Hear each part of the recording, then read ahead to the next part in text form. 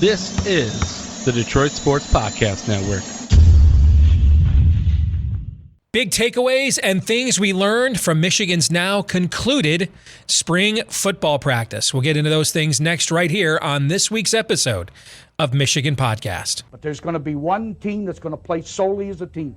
No man is more important than the team. No coach is more important than the team. The team, the team, the team. Looks deep for Anthony Clark. Waits for it. Gets caught.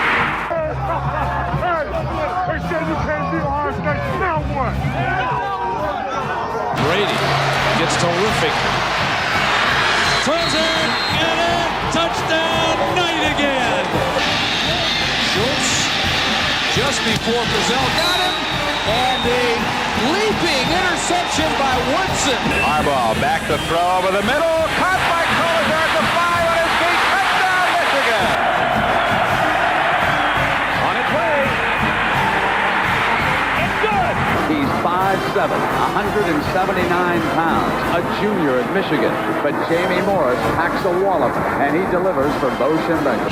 And here's your first play. Pressure coming. Sack. It is Glenn Steele, number 81, who fought his way through the traffic. Option. And Robinson calls his own number, and he's going to score. Oh, an easy touchdown for Robinson and Michigan.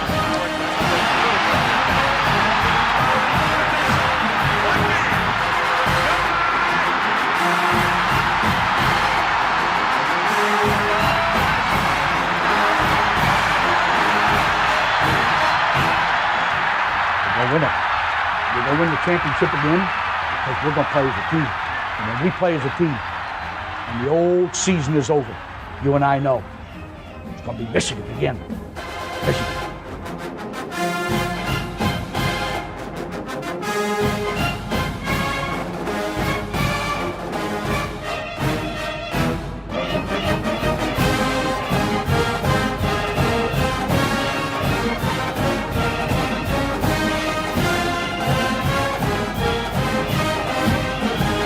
Go Blue, and welcome to our new episode of Michigan Podcast. I'm Steve Deace, and of course, the big news, the Wolverines concluding, I think before any other program, at least power conference program in America, their spring football with an actual spring game, a draft. There was tackling, there was hitting, there was competition. And even though it was a limited glimpse based on what we saw and then what we've heard and read about various practice reports throughout the course of the last few weeks, I think there's 5 things that we can kind of project or take away from this spring game for Michigan in spring practice. 5 things that we've learned. Let's start with this very first one, number 5. I think the spring hype about Mike Sanderstill, Olu Oluwatimi, I think I got that right, and Darius Clemens, that hype is very real. Let's take these one by one. So Mike Sanderstill, the position switch he's made. We've not seen him a lot at wide receiver for Michigan because, frankly, in the Harbaugh era, we just don't see wide receivers a lot. But the couple times we have seen Mike Sanderstill, the dude has made some insane catches and plays. I think of the Nebraska and Maryland games last year. He switched over to like a nickel corner position this year in the spring to play the slot. We had heard all kinds of hype about him, and you never know. I kind of have the Grady Brooks rule. Those of you that are old school Michigan fans, you'll remember perennial spring football MVP Grady Brooks, who then when the games counted, you just never heard from him ever again. So it's kind of hard to ascertain what's real and what's not.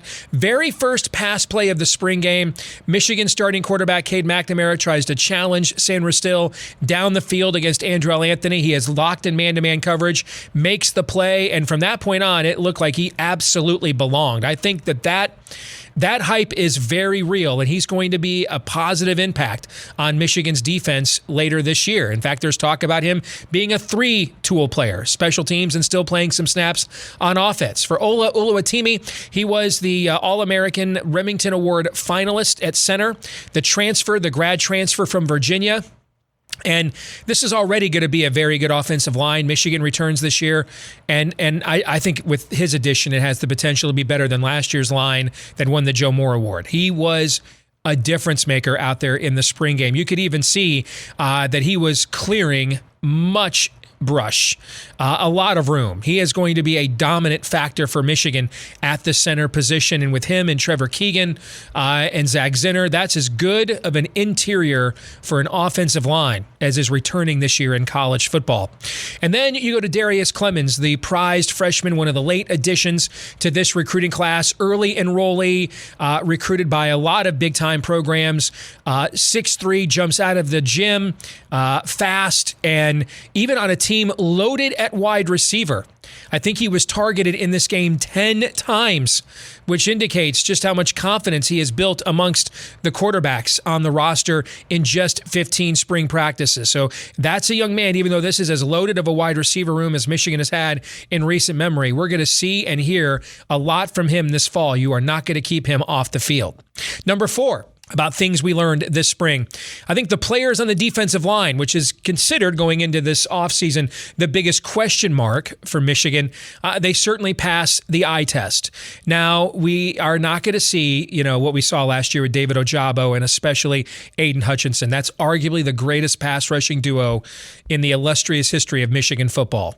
And you're just not going to be able to, you can't replace that. We don't recruit at an Alabama, Georgia level just to roll in the next line of Trayvon Walkers, and players of that magnitude.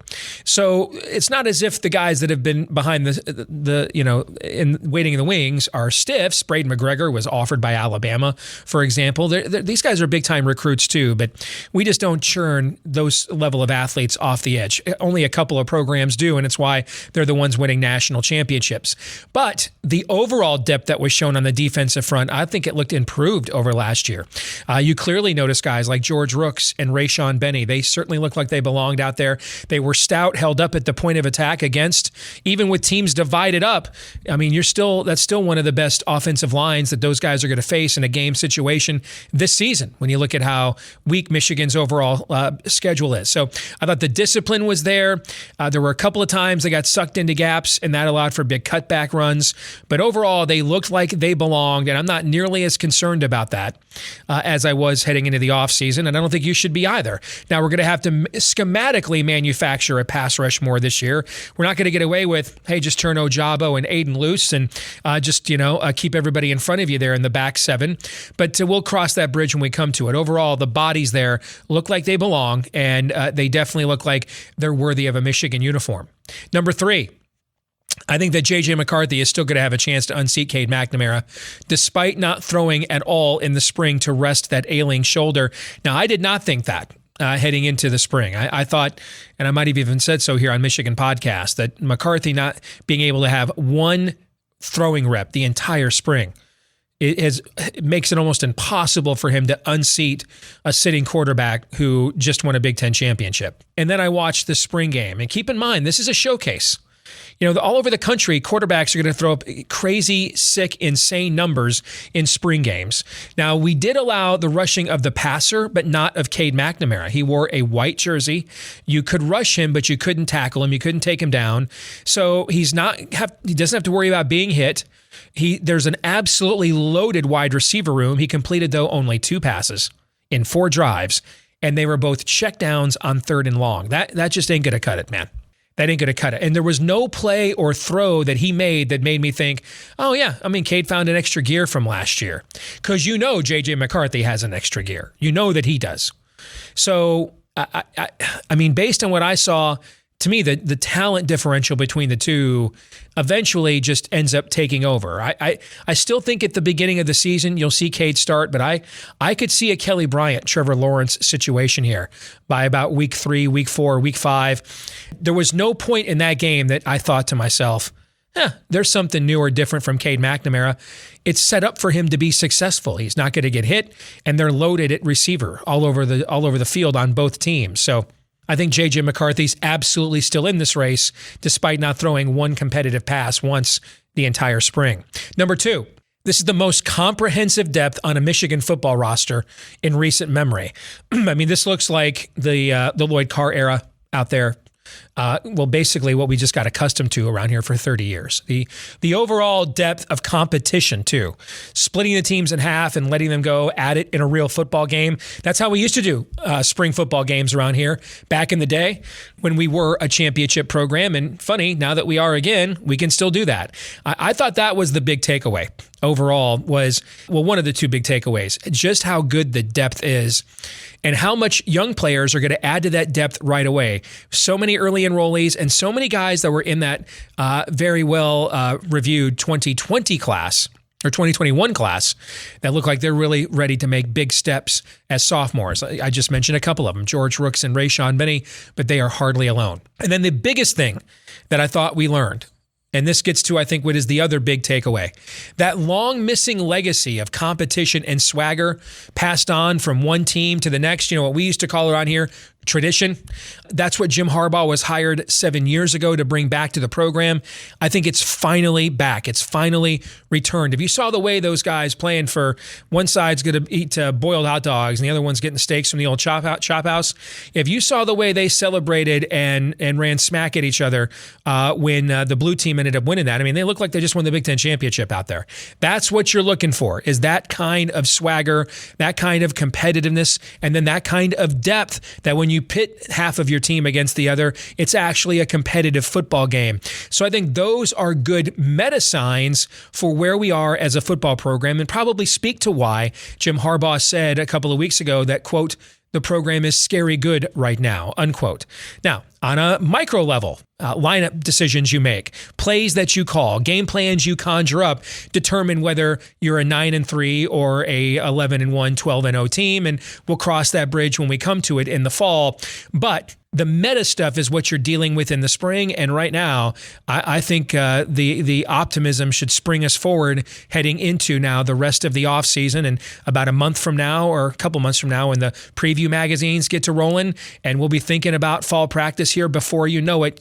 Optimism should abound right now within the Michigan fandom. We'll get another perspective on that when we return. March is officially here. The madness is underway, which means this is one of the ideal times to become one of our supporters on our Patreon page at patreon.com/Michigan Podcast. You get my daily college basketball handicapping picks, which have done very well this season. And we're going to pick every NCAA tournament game against the spread. We've done that the last 2 years and had a phenomenal record both of those seasons. So this is the perfect time right now to sign up to support us. Michigan Podcast, patreon.com/Michigan Podcast. That's patreon.com/Michigan Podcast. And thanks to all of you who support us year round at patreon.com/Michigan Podcast.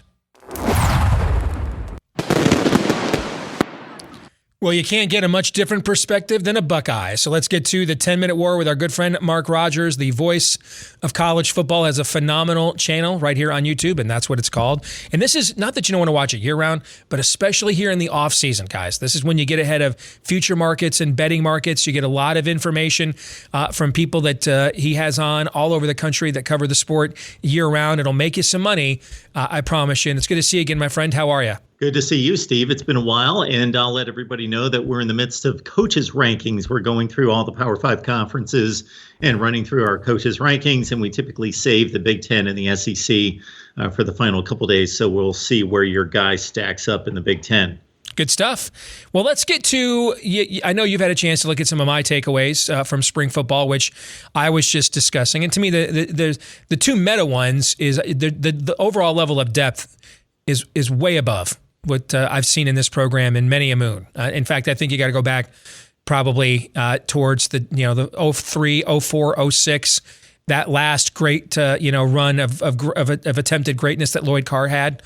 I think that's probably the last time we had this kind of comprehensive depth on the roster. And then I just see what we call tradition, which is really swagger, competitiveness, culture. I really saw that come out in this team in ways we haven't seen at Michigan a lot over the last 10, 15 years and haven't seen in the Harbaugh era since right after he first took over and tried to reinstill it. Those are some of my big takeaways, and we can get into those or more of a micro look at particular positions if you want, but tell me what you're thinking. Well, Steve, I caught the last few lines of your take, and you reiterated what Jim Harbaugh stated a few weeks ago when he said, we're scary good. Maybe my role on this show as we progress is becoming to bring this more into balance. So for those many months, as you recall, especially going back to that awful 2020 season, I tended to be lifting your spirits and lifting you, or attempting to, I should say, your optimism and your perspective on the program.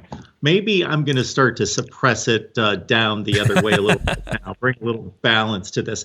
I do think, to your point, that specifically in the speed category, I see more waves of players with top-end speed, with really good speed at the perimeter positions on both sides of the football than what we've seen in the past. So to extend on your depth narrative there from the speed perspective, I'll go from the top here. Cade McNamara obviously quartered for both teams right out of the gate. He's the only guy that didn't get touched. And I will credit Jim Harbaugh and the approach of the spring game.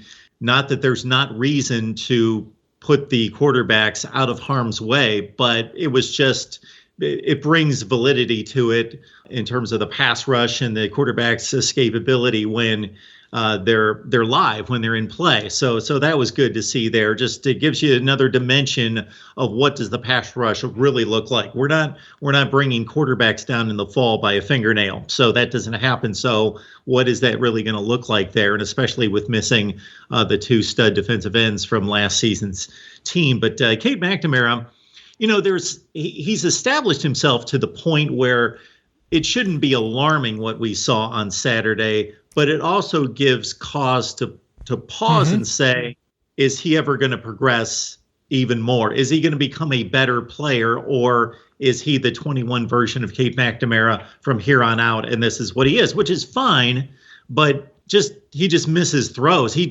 I don't know. I think he's shown us both in the spring game, but that being a confirmation of what we saw last season, is that most of the time he's not going to be threading a needle from distance. So that's one takeaway. I brought up the speed on the outside. A lot of successful transitions from offense to defense or defense to offense for a number of players. And of course, Hassan Haskins was the poster child for that, and with rave reviews, and remarkable what he accomplished as a running back of making that transition from running back to linebacker, then to running back.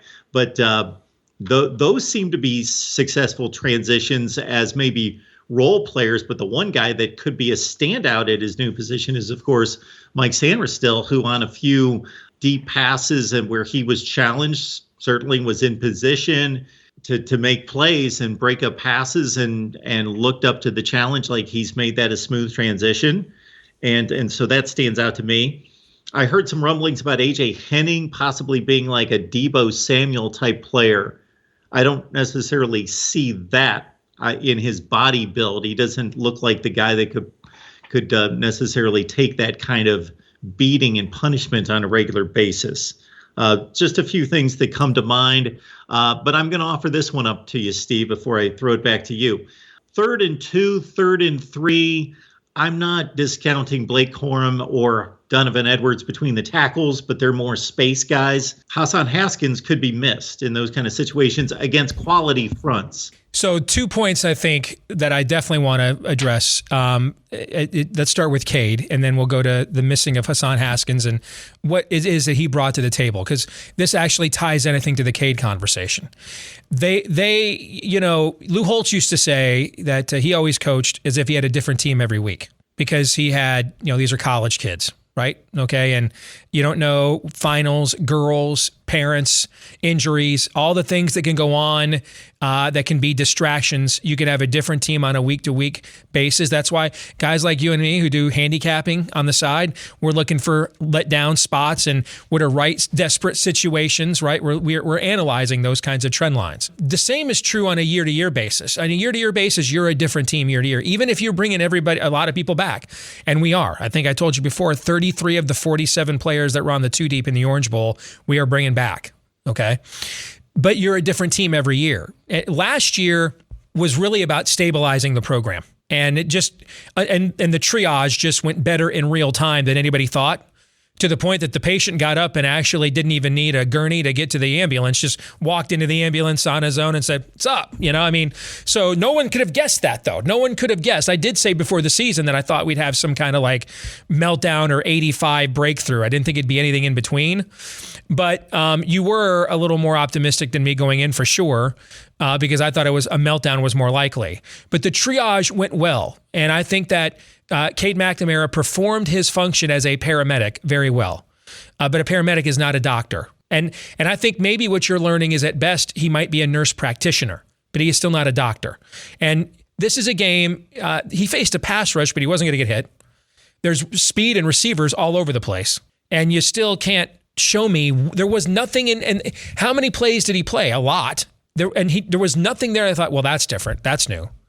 And I really think the possibility is he's just tapped out from a talent standpoint. And hey, if your tap out is, I won a Big Ten championship, there's worse tap outs than that, right?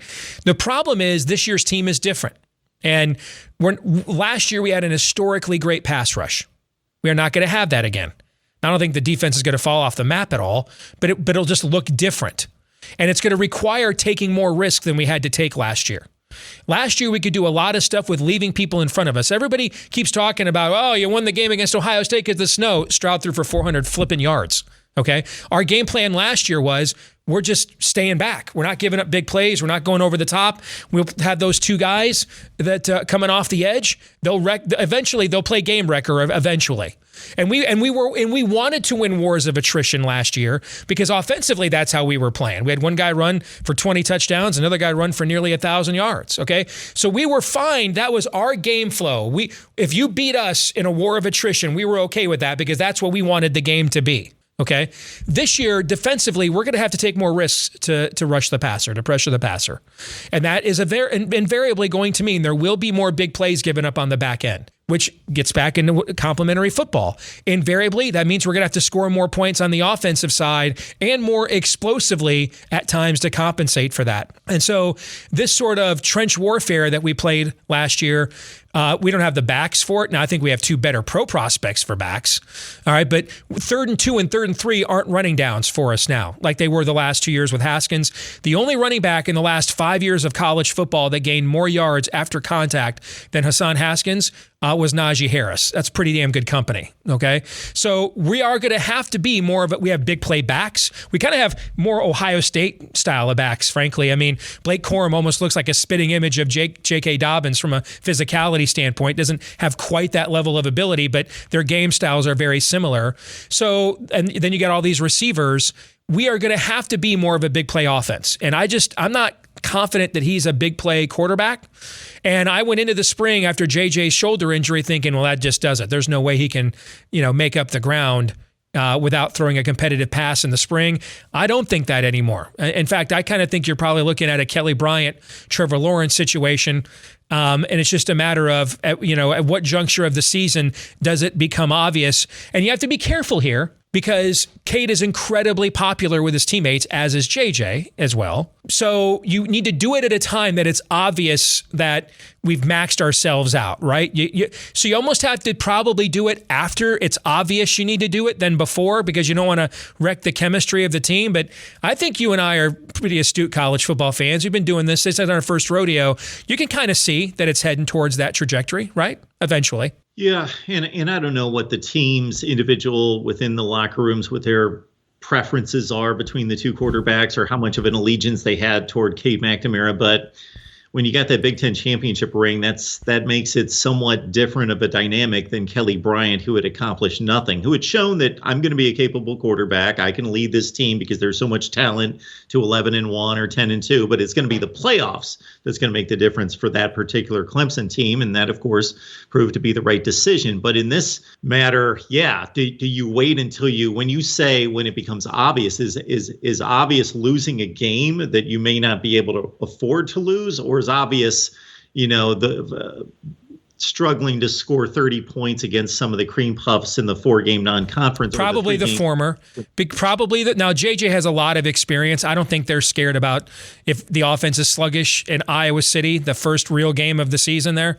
I don't think that they care whatsoever about. Remember, they came out at halftime in Madison, Wisconsin, and put him on the field, and everybody thought that was a huge mistake, and then he drove him down for a touchdown, okay? I don't think that they care about the situation. So I don't think it's that, well, let's get past the Iowa game. If it's the middle of the second, late, if it's halftime and it's 10-7 Iowa, and we can't move the football, and they've got us in trench warfare, their style, I think they have no issue about making the switch then. I just think it has to be that kind of a situation because of the respect that Cade has rightfully earned amongst his teammates. I don't think it's a situation that unless JJ's, intergalactically ahead, I don't believe they're going to let a guy who didn't throw one time in spring ball start the first game of the year over the guy that's probably going to be a captain and the Big Ten returning quarterback.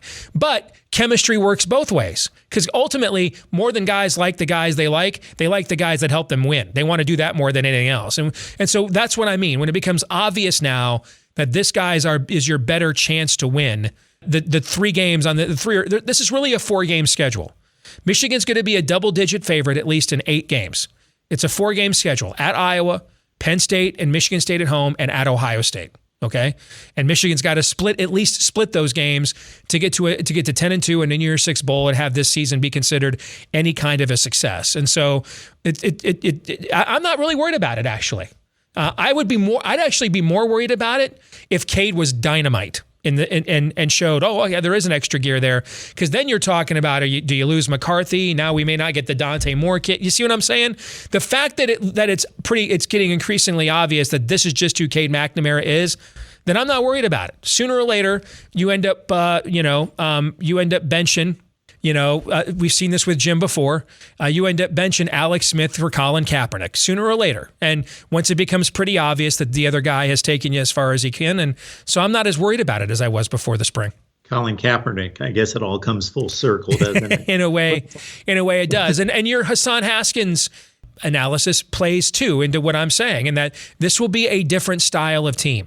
They have to take the reins off of this team because its strength is in its explosiveness, okay? And to not play to that is to actually let some teams that are good but should not beat us on our schedule, a competitive Maryland, a game against Nebraska.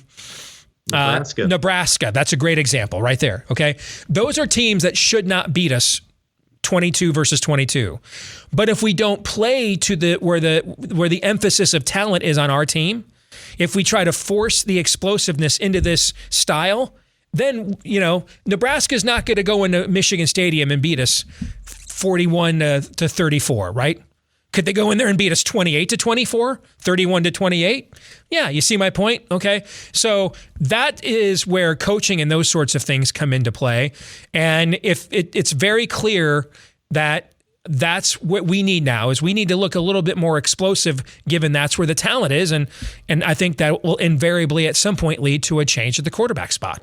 So in your scenario, which is very likely that McNamara is the starter out of the gate, but they're grooming McCarthy and waiting for that situation to play out where it's obvious to everyone that he is needed, does McCarthy still have a similar role out of the gate and for the first 4 or 5 weeks that he had? Absolutely, yeah. Maybe the tip-off is that it's even expanded. Yes. I think it will even be expanded. I think you'll see like whole drives. I think it'll be less situational because he is the guy that adds the extra man in the run game you have to account for that you don't with Cade McNamara. That's what we saw mostly last year, and then they would strategically throw, and just like that dime that he threw against you guys there in the final game. But I think you will absolutely see it expanded. In fact, I wouldn't be shocked if after the first 4 weeks McCarthy doesn't start a single game and still has the team lead in touchdown passes, both because of who they're playing and because I think you'll see an expanded role there. Yeah. And just to go back to an earlier point, I think this Darius Clemens, maybe he's an example of what we're talking about in regards to depth and speed in layers and in waves versus what it's been in the past, because he's a guy that could probably play this fall, but they don't need him to play this fall. And he showed us, and it's not just a one catch in the spring game. I'm hearing that he's showing that in practice day to day, but the program's arrived at a point or getting very close to it where, hey, this guy's amazing. He could play at this level in the Big Ten, but we don't need him now. Totally agree. So coming out of this, because it'll be a few weeks before we talk again, if you were going to put, or actually if you were going to predict what the Vegas win total for this program will be for this fall, what do you think it'll be? Remember, last year it started at 8, I believe. So what do you think the opening win total is for Michigan football this fall? I'm pretty confident on this one. I'll go 9.5. I think that's probably accurate. Force you to kind of either go for double digits or not. And I would not be shocked, though, if it's 10, because the name ID of Michigan and the amount of action you'll take in favor of them. And so you try to maybe game plan that out now in advance with a 10. But if I had to guess, I'd guess 9.5 as well. Good stuff, Mark. As always, man, we'll talk to you again soon, all right? Thanks, Steve. Good to see you. You bet. This week's Twitter poll results. Let's totally switch gears here. Awkward segue alert, and go to basketball. We asked you, who is most likely to be Michigan basketball's center next season? And this question comes down to who you think's going to stay and who's going to go. 37.6% of you say it'll be Hunter Dickinson. That would actually be my vote. I think he will return. Moussa Diabate got the vote of 31.2% of you. I think the chances are higher he would come back if Hunter left, but I don't think it's an automatic he'll leave just because Hunter comes back either. But obviously, if Hunter were to leave, Moussa would then have all that space and all of those minutes. Terrace Reed, the incoming freshman, top 40 recruit on their top 10 recruiting class, he was the answer of 13.8% of you. And then 17.4% of you said a transfer. So I think the fact these answers are so divided is indicative of how open-ended this is. But if there were a betting market right now where I could go and say, hey, who's Michigan starting center next year, I would go down depending on what the odds are, provided the juice isn't too punitive. I'd get down on Hunter Dickinson as Michigan center next year. Our question of the week is actually completely self-serving and not a question. I had a chance to take my son Noah down to our G League team here in Des Moines last week, and we picked the game that Xavier Simpson, one of our favorite Michigan basketball players, was coming into play for the Oklahoma City Blue, and we were down on the court before the game. He gave us a nod when he saw each of us sporting our Michigan gear, and then afterwards he saw my son Noah wearing one of his Christmas gifts, the old school maize and blue Michigan Jordan throwbacks. He got a kick out of those, and so Xavier was kind enough to take a picture with my son Noah. So there you see my son and future son-in-law, as I used to call Xavier Simpson, because I freaking love that guy. All right. So I just wanted to show that off because I'm a proud papa, and this is my show, and I get to do stuff like that. All right. That'll do it for this week's episode of Michigan Podcast. So this is basically the end. What is this now? Aaron, is this season 17, 18, 19, 20, 21, 22, Good season Lord. 6? We started this in 2017. Yeah. So this is the conclusion of season 6, the season finale of Michigan Podcast. Now, for us, a hiatus is not going to be 5 or 6 months. It might be 4 or 5 weeks. All right. But sometime in May, we'll be back with some original content when it's time to now start taking more of a look forward. But until then, don't forget, you can follow us on Twitter at Michigan Podcast. You can also like, rate, subscribe, share, follow, help us, whether it's YouTube, iTunes, however you watch or listen to this, help us to find more Michigan fans just like you. This was our most successful season yet in terms of views, and we just can't thank you enough.